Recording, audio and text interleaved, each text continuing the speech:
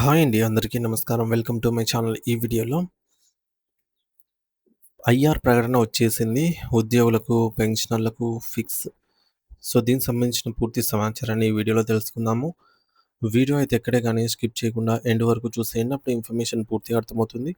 అలాగే వీడియో చూస్తున్న ప్రతి ఒక్కరు వీడియోకైతే లైక్ చేయండి ఫ్రెండ్స్. ఈ వీడియోని తోటి ఉద్యోగ, పెన్షన్ మిత్రులతో అయితే షేర్ చేయండి.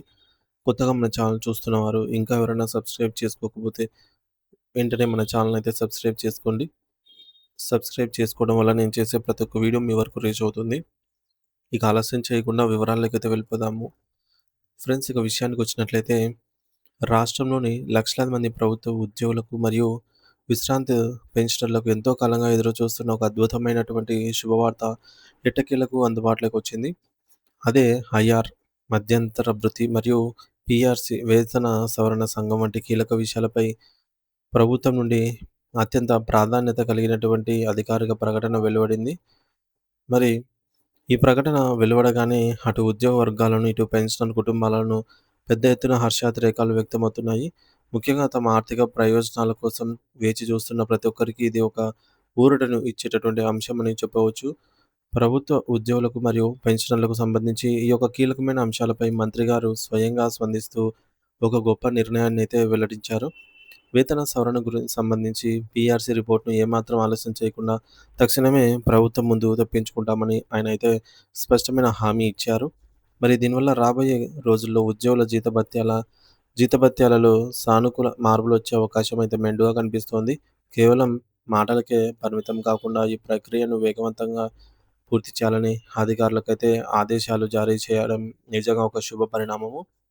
ఆరోగ్య భద్రత విషయంలో కూడా ప్రభుత్వం ఒక ఉద్యోగులకు కొండంత అండగా నిలిచింది. మరి జూన్ 1వ తేదీ నుండే ఉద్యోగులకు మరియు పెన్షనర్లకు కొత్త హెల్త్ కార్డుల పథకం పూర్తి స్థాయిలో అయితే అమల్లోకి వచ్చేలాగా అన్ని రకాల చర్యలు తీసుకోవాలని ప్రభుత్వం అయితే నిర్ణయించింది. దీనివల్ల వైద్యం కోసం భారీగా ఖర్చు పెట్టలేక ఇబ్బంది పడుతూ ఉన్నటువంటి మధ్యతరగతి కుటుంబాలకు ఎంతో మేలు జరుగుతుంది. కార్పొరేట్ హాస్పిటల్స్‌లో నగదురహిత చికిత్స పొందేందుకు మార్గం సుగమం చేస్తూ తీసుకున్నటువంటి ఈ యొక్క నిర్ణయం అభినందనీయం. ముఖ్యంగా ఉద్యోగ సంఘాల ప్రతినిధులతో జరిగినటువంటి ఉన్నత స్థాయి సమావేశాల్లో చాలా కాలంగా పెండింగ్‌లో ఉన్నటువంటి అనేక సమస్యలపైన లోతైనటువంటి చర్చలైతే జరిగాయి.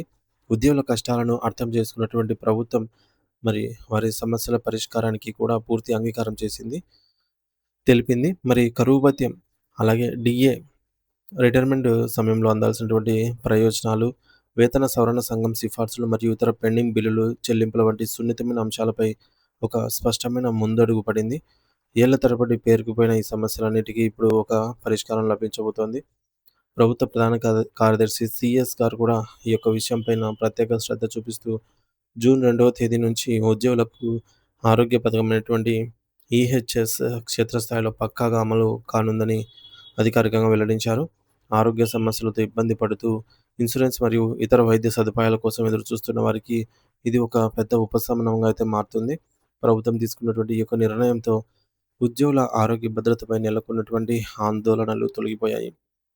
సో, మరి చివరగా ఈ యొక్క పీఆర్సీ నివేదికపై త్వరలోనే జరగబోయే తదుపరి సమావేశంలో తుది నిర్ణయం తీసుకుంటామని ప్రభుత్వం ప్రకటించింది. ఈ సమావేశాల్లో వేతన వేతనాల పెంపుదలపై ఒక కీలకమైనటువంటి స్పష్టత వచ్చేటటువంటి అవకాశం ఉంది. ప్రభుత్వ ప్రధాన కార్యదర్శి మరియు ఇతర ఉన్నతాధికారులు కలిసి ఉద్యోగుల ప్రయోజనాలే పరమావధిగా అడుగులు వేస్తున్నారు. ఇవన్నీ గమనిస్తూ ఉంటే రాబోయే రోజుల్లో ప్రభుత్వ ఉద్యోగులకు మరియు పెన్షనర్లకు ఎంతో ప్రయోజకరంగా అయితే ఉండబోతున్నదని అయితే అర్థమవుతోంది. కావున ఉద్యోగులందరూ ఈ సానుకూల మార్పును గమనించి సంతోషం వ్యక్తం చేస్తూ ఉన్నారు. సో, ఇది ఫ్రెండ్స్ ఇప్పటివరకున్న తాజా సమాచారము.